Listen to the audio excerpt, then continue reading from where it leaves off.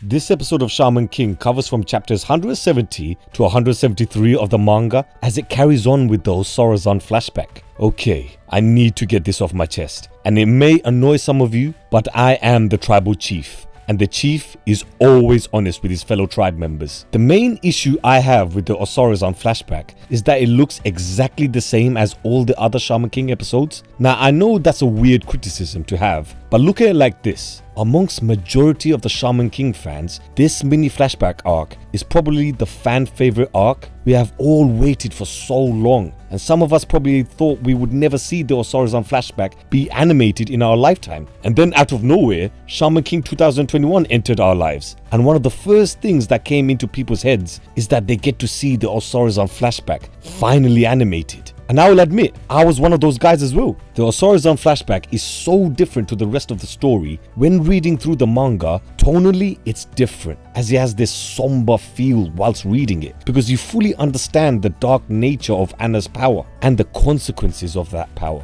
She lives in isolation, away from the world, which in turn makes her hate everyone. Even in this episode, she mentions she hates people. You also had Yoh, who is still learning his trade and still not the confident, calm badass that he is now in the present timeline. So it feels like the stakes are high, especially in this episode when you see the strongest demon that Anna can conjure up appear in this episode. The demon himself is an absolute monster, and you can see Yoh, who is still a novice, along with Anna screaming her lungs out. You only have a little bit of confidence that they will get out of this situation because Matamune is there, but it's not that much confidence, I'll still admit that. I'm more scared for Yoh and Anna here in this flashback than them facing off against Hao's minions before the flashback started. Obviously their power levels have increased since then, but that fear factor is more prominent here than the dangerous situations they face in the present timeline. But compare this episode and the past couple episodes to the rest of the Shaman King episodes. Doesn't it feel different?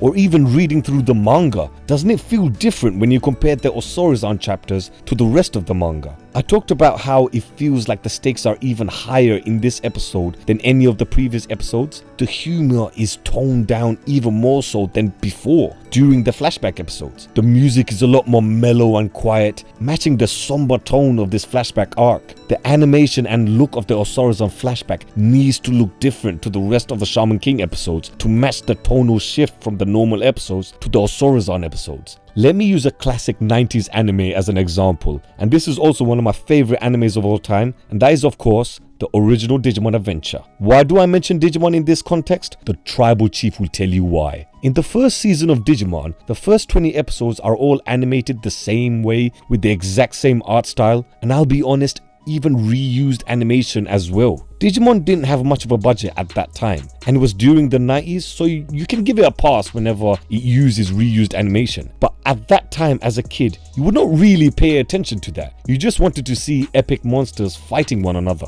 That's it. At the end of episode 20 of Digimon, the leader of the Digidestined team, Tai, ends up transporting himself and his partner Digimon, Koromon, to the real world, and then we get episode 21. Everything looks so different. The animation, the art, everything. It's night and day from the previous 20 episodes to this one. Hell, even to the rest of the season. Because episode 21 is the only episode that has this unique style of art and animation. Which makes sense. Do you know why? The tone of this episode is completely different to the tone and atmosphere compared to the rest of the season. There was barely any background music and the setting was very grey and somber, very similar to the Osorezan flashback. Even as a kid watching, I could tell that this felt so different compared to the other episodes. It didn't feel like I was watching Digimon at all, but it worked. In that episode, Tai is all confused and basically lost on what he needs to do next. How did he return to the real world? How does his sister know about Digimon? And what about all of his friends who are still stuck in the digital world? We were as confused as Tai, and the art style and look of this episode matched that confused tone. We were all questioning, why does this episode look so different compared to the rest? Which is exactly why making this episode look and feel different made it much more memorable and was the correct decision by the animators. They wanted us to feel what Tai was feeling in this episode, and that is of course the emotion of utter confusion. This is what Shaman King should be doing. If Digimon was able to do this back in the 90s, then surely Shaman King in 2021 could do the same. This flashback is the moment all of us fans have been waiting for. Some of us didn't even expect this to be animated. It deserves its own style of art and animation to make it feel special. I don't want to criticize the animators because it's not an easy job,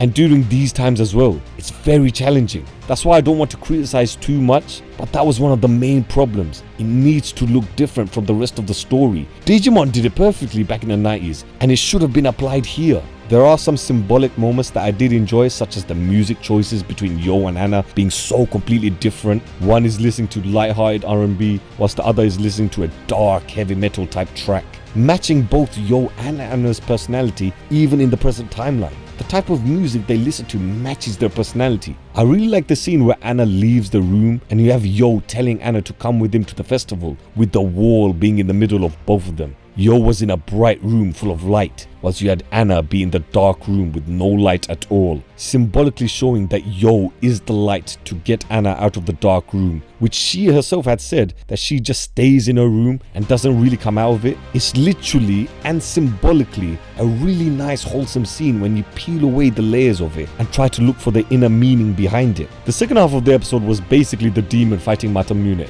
and Yoh telling Masamune that he will save Anna by the end of the episode. It hits differently after the flashback ends when you realize that Yoh broke his promise to Anna to being Shaman King in order to save a friend. It really makes you love Yoh's character even more. But other than that, there's nothing more really for me to say. I know I might have annoyed some of you guys, but I need to be honest with you lot. I have respect for all of you that watch our videos. That's why I have to be honest. But what did you guys think of this episode? And more importantly, what do you think of the flashback so far? Has it lived up to the hype? Comment below your thoughts. And of course, don't forget to subscribe to the Shaman Tribe.